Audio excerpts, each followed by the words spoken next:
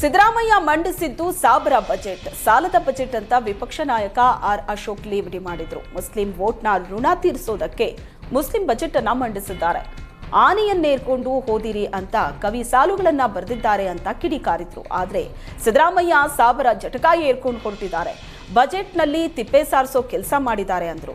ಅಬಕಾರಿ ಆದಾಯ ಸಂಗ್ರಹಕ್ಕೆ 40,000 ಟಾರ್ಗೆಟ್ ಕೊಟ್ಟಿದ್ದಾರೆ. ಕಾಂಗ್ರೆಸ್ ಶಾಸಕರಿಗೆ ಎಣ್ಣೆ ಹೊಡೆಯೋದಕ್ಕೆ ಅವಕಾಶ ಮಾಡಿಕೊಟ್ಟಿದ್ದಾರೆ. ಇದು ಅನ್ನಭಾಗ್ಯ ಹೋಗಿ ಕುಡುಕರ ಭಾಗ್ಯ ಅಂತ ಆರ್ ಅಶೋಕ್ ವ್ಯಂಗ್ಯ ಮಾಡಿದ್ರು. ಬಜೆಟ್ನಲ್ಲಿ ಅಲ್ಪ ಗೌರವಧನ ಹೆಚ್ಚಳ ಮಾಡಿದ್ದಕ್ಕೆ ಅಂಗನವಾಡಿ ಕಾರ್ಯಕರ್ತೆಯರು ಪ್ರತಿಭಟನೆ ನಡೆಸಿದ್ದಾರೆ. ಚಿತ್ರದುರ್ಗ ನಗರದಲ್ಲಿ ಅಂಗನವಾಡಿ ಕಾರ್ಯಕರ್ತೆಯರು ಪ್ರತಿಭಟನೆ ನಡೆಸಿ ಆಕ್ರೋಶ ವ್ಯಕ್ತಪಡಿಸಿದರು. ಬಜೆಟ್ನಲ್ಲಿ ಅಂಗನವಾಡಿ ಕಾರ್ಯಕರ್ತೆಯರ ಗೌರವ ಧನ ಹೆಚ್ಚಳ ಘೋಷಣೆ ಮಾಡಿದ್ದಾರೆ. ಮಾರ್ಚ್ ಬಜೆಟ್ನಲ್ಲಿ 15,000 ಹೆಚ್ಚಳ ಮಾಡ್ತೀವಿ ಅಂತ ಹೇಳಿದ್ರು. ಆದರೆ 1,000 ಜಾಸ್ತಿ ಮಾಡಿರೋದು ನಮಗೆ ಅಸಮಾಧಾನ ತಂದಿದೆ. ಬೆಲೆ ಏರಿಕೆಯಿಂದ ಯಾವುದಕ್ಕೂ ಸಾಲೋದಿಲ್ಲ. ಬಹಳಷ್ಟು ನಿರೀಕ್ಷೆ ಇಟ್ಕೊಂಡಿದ್ವಿ, ಆದರೆ ಅದನ್ನ ನಿರಾಸೆ ಮಾಡಿದ್ದಾರೆ ಅಂತ ಆಕ್ರೋಶ ವ್ಯಕ್ತಪಡಿಸಿದರು. ಸಿದ್ದರಾಮಯ್ಯ ಬಜೆಟ್ನಲ್ಲಿ ಉತ್ತರ ಕರ್ನಾಟಕ ಅಭಿವೃದ್ಧಿ ಸಂಪೂರ್ಣ ಕಡೆಗಣಿಸಲಾಗಿದೆ ಅಂತ ವಾಣಿಜ್ಯೋದ್ಯಮ ಸಂಘ ಆಕ್ರೋಶ ವ್ಯಕ್ತಪಡಿಸಿದೆ. ವಾಣಿಜ್ಯೋದ್ಯಮ ಸಂಘದ ಮಾಜಿ ಅಧ್ಯಕ್ಷ ರಮೇಶ್ ಪಾಟೀಲ್ ತೀವ್ರ ಅಸಮಾಧಾನ ಹೊರಹಾಕಿದ್ದಾರೆ. ಇದು ಬೆಂಗಳೂರು ಬಜೆಟ್, ಇದು ಕರ್ನಾಟಕದ ಬಜೆಟ್ ಅಲ್ಲವೇ ಅಲ್ಲ. ಉತ್ತರ ಕರ್ನಾಟಕ ಪ್ರತ್ಯೇಕ ಮಾಡಿಕೊಳ್ಳಿ ಅಂತ ಹೇಳಿದಂತಿದೆ. ಉತ್ತರ ಕರ್ನಾಟಕ ಮೂಲಸೌಕರ್ಯ ಅಭಿವೃದ್ಧಿ ಏನ್ ಕೊಟ್ಟಿದ್ದಾರೆ ಅಂತ ಪ್ರಶ್ನೆ ಮಾಡಿದ್ರು. ಇನ್ನು ಕೈಗಾರಿಕೆ ಸ್ಥಾಪಿಸುವ ಮುಸ್ಲಿಮರಿಗೆ 20% ಮೀಸಲಾತಿ ನೀಡೋ ವಿಚಾರಕ್ಕೆ ಕಿಡಿಕಾರಿದ್ರು.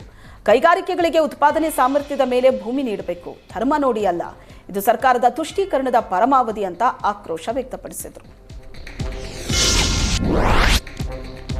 ಬಜೆಟ್ ಬೆನ್ನಲ್ಲೇ ಹಾಲಿನ ದರ ಹೆಚ್ಚಳಕ್ಕೆ ಸರ್ಕಾರ ಮುಂದಾಗಿದೆ. ಕೆಎಂಎಫ್ ಅಧ್ಯಕ್ಷ ಭೀಮಾ ನಾಯಕ್ ಹಾಲಿನ ದರ ಏರಿಕೆ ಸುಳಿವು ನೀಡಿದ್ದಾರೆ. ದರ ಏರಿಕೆಯ ಹಣ ರೈತರಿಗೆ ಹೋಗಲಿದೆ ಅಂತ ಹೇಳಿದ್ದಾರೆ. ಪರಿಷ್ಕೃತ ಹಾಲು ದರ ಹೆಚ್ಚಳ ಮಾಡುವಾಗಲೇ ಹೆಚ್ಚುವರಿ ಹಾಲಿನ ದರ ಕಡಿತ ಮಾಡ್ತೀವಿ, ಜೊತೆಗೆ 50 ml ಹಾಲು ಕಡಿತಗೊಳ್ಳಲಿದೆ ಅಂದ್ರು.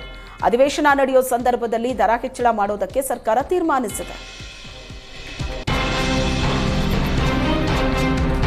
ತುಮಕೂರಿನಲ್ಲಿ ಕಾಂಗ್ರೆಸ್ ನಾಯಕರ ಕೋಲ್ಡ್ ವಾರ್ ಮತ್ತಷ್ಟು ತಾರಕಕ್ಕೇರಿದೆ. ವಾಸು ಹಾಗೂ ಸಚಿವ ರಾಜಣ್ಣ ಬಣಬಡಿದಾಟ ಮತ್ತಷ್ಟು ಜೋರಾಗಿದ್ದು, ವಾಸುಗೆ ಅಹಿಂದ ನಾಯಕರು ಎಚ್ಚರಿಕೆ ನೀಡಿದ್ದಾರೆ. ಹಾದಿ ಬೀದಿಲಿ ಮಾತನಾಡೋದನ್ನ ಬಿಟ್ಟು ಪಕ್ಷದ ವೇದಿಕೆಯಲ್ಲಿ ಸಮಸ್ಯೆ ಇತ್ಯರ್ಥ ಮಾಡಿಕೊಳ್ಳುವಂತೆ ವಾಸುಗೆ ಕಿವಿಮಾತು ಹೇಳಲಾಗಿದೆ.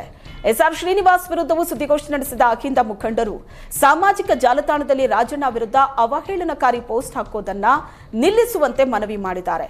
ತಮ್ಮ ಪತ್ನಿ ಭಾರತಿಗೆ ತುಮುಲ್ ಅಧ್ಯಕ್ಷ ಸ್ಥಾನ ಕಾಯ್ತಪ್ಪಿದ್ದಕ್ಕೆ ಸಚಿವರ ವಿರುದ್ಧ ಎಸ್ಆರ್ ಶ್ರೀನಿವಾಸ್ ವಾಗ್ದಾಳಿ ನಡೆಸಿದ್ದಾರೆ.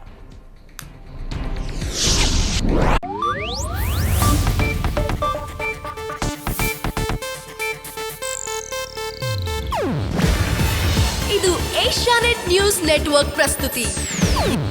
ನೀವು ನೋಡ್ತಿದ್ದೀರಾ ಏಷ್ಯಾನೆಟ್ ಸುವರ್ಣ ನ್ಯೂಸ್.